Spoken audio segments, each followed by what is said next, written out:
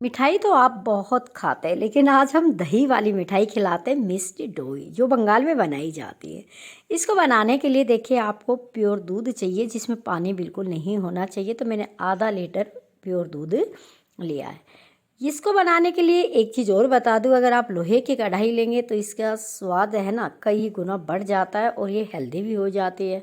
तो सबसे पहले लोहे की कढ़ाई लेंगे, उसके अंदर आप 2 चम्मच पानी डाल दीजिएगा और पानी को गैस पे रख के बॉईल कीजिए। सिर्फ 2 चम्मच पानी को, 2 चम्मच पानी बॉईल हो जाए तो उसके अंदर आप दूध डालिए। ऐसा करने के दूध तली में लगेगा नहीं और दूध अच्छे से गर्म होगा। बर्तन नीचे से बिल्कुल क्लीन रहेगा, जमेगा नहीं। अब इसको हमें करना क्या है, अच्छे से बॉईल आना है। सबसे पहले हम इसको अच्छे से उबालेंगे, उसके बाद सिम पे करके इस दूध को हमें करना कितना है कि यहाँ पे 500 ग्राम दूध है, यानी कि आधा लीटर दूध है, तो हमें इसको 350 ग्राम तक रखना है। यानी कि इतना दूध हमें क्या करना है, रिड्यूस करना है, कम कर देना है और हिलाते रहना है कि चारों तरफ मलाई ना जमे। दूसरी तरफ 1 कटोरी हम दही ले लेते हैं। जब तक दूध हमारा सिम पे कर दिया अच्छे से गर्म होता है, तो वाइट कॉटन के कपड़े के अंदर इस दही को हम डाल देंगे, नीचे छन्नी लगा देंगे और एक बर्तन लगा देंगे। जो इसका पानी निकलेगा वो पूरा निकल जाएगा।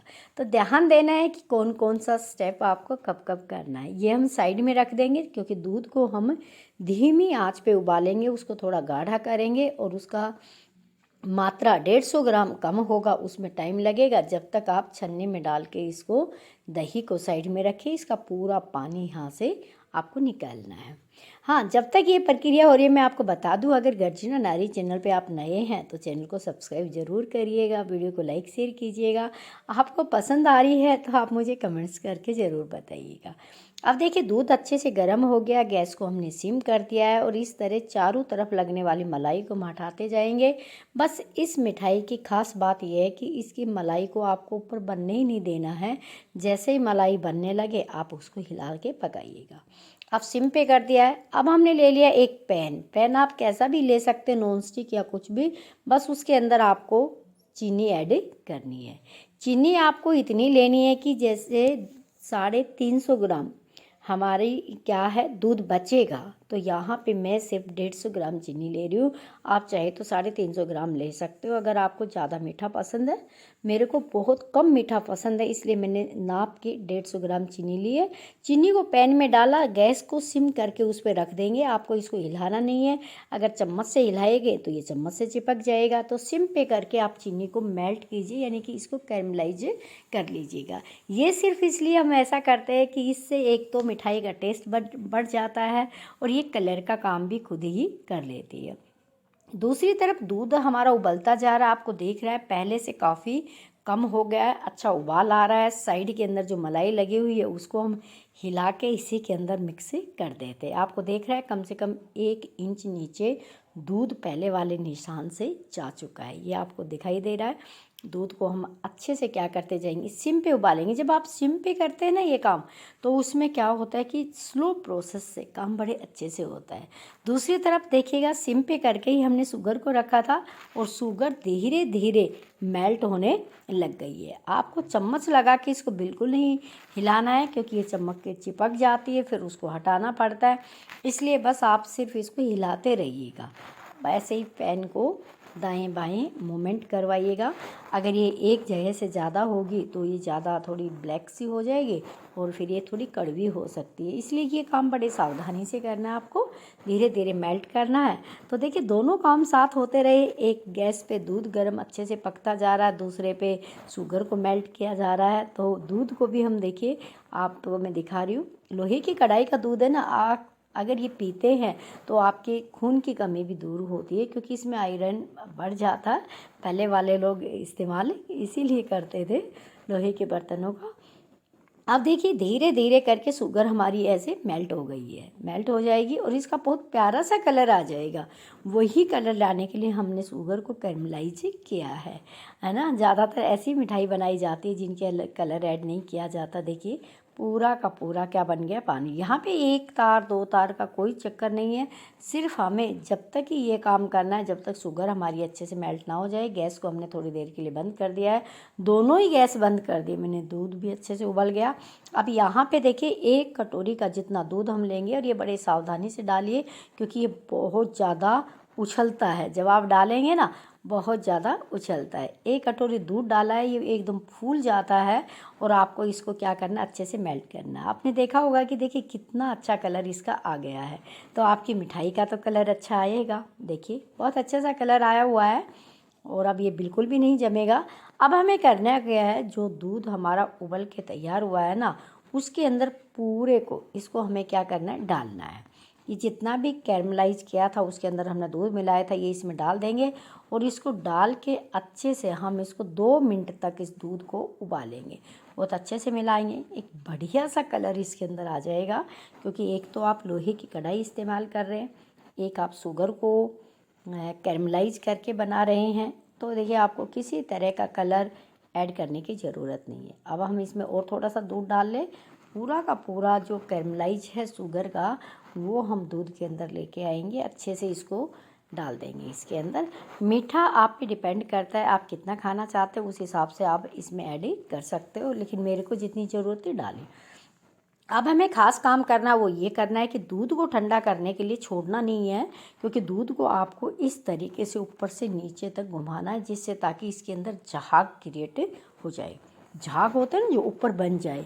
क्योंकि मिठाई बनेगी वो अंदर से सॉफ्ट बनेगी, वो इसीलिए बनेगी क्योंकि जब दूध को आप इस तरीके से ऊपर से नीचे आप गिराते जाएंगे तो उसमें एक अलग सा क्या होगा, रिएक्शन होगा, और दूध आपका क्या बनेगा, एक तरह से अंदर से जब मिठाई जमेगी तो जालीदार की तरह दूध जम के तैयार होगा। यहाँ पे हाथ दे के आपको चेक करना है कि, और नॉर्मल दूध आप जमाते हैं ना, उससे क्या होना चाहिए, ज़्यादा गर्म होना चाहिए। ऐसा क्यों? क्योंकि अभी आपको याद है कि हमने कपड़े में दही बांधा था, वो दही ठंडा है, उसका इस्तेमाल करेंगे, तो दूध को हमने गर्म ही रखा है।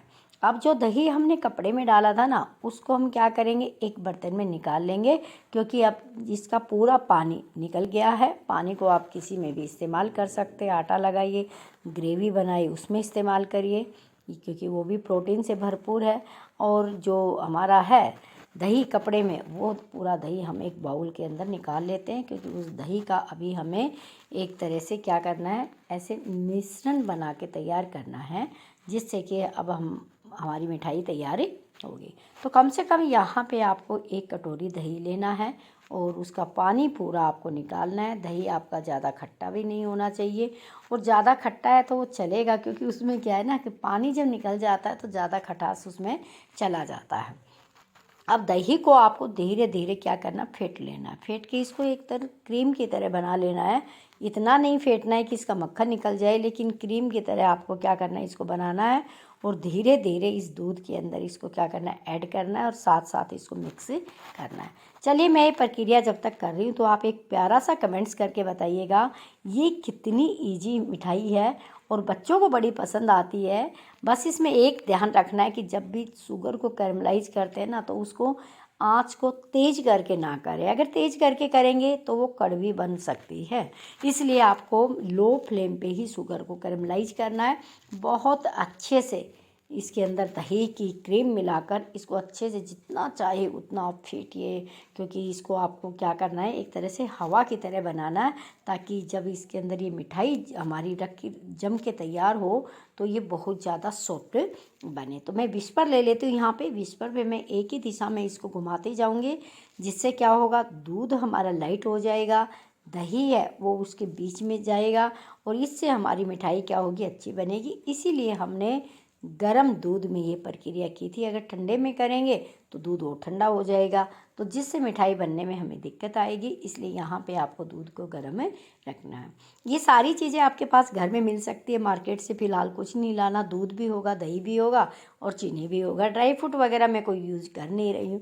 अभी इसको जमाने के लिए हो सके तो आप मिट्टी की हांडी ले, लेकिन आज मेरे पास मिट्टी की हांडी है ना, वो खाली नहीं है, तो इसलिए मैंने चीनी मिट्टी की हांडी ले ली। और चीनी मिट्टी की हांडी लेके आपको एक काम करना है, इसको बहुत ऊंचाई से इसके अंदर डालना है, ताकि डालते समय इसके ऊपर क्या आए, झाग आए। झाग आना बहुत ज़्यादा ज़रूरी है, और उसके बाद आपको लेना है एक फॉइल पेपर, अच्छे से इसको कवर कर देना।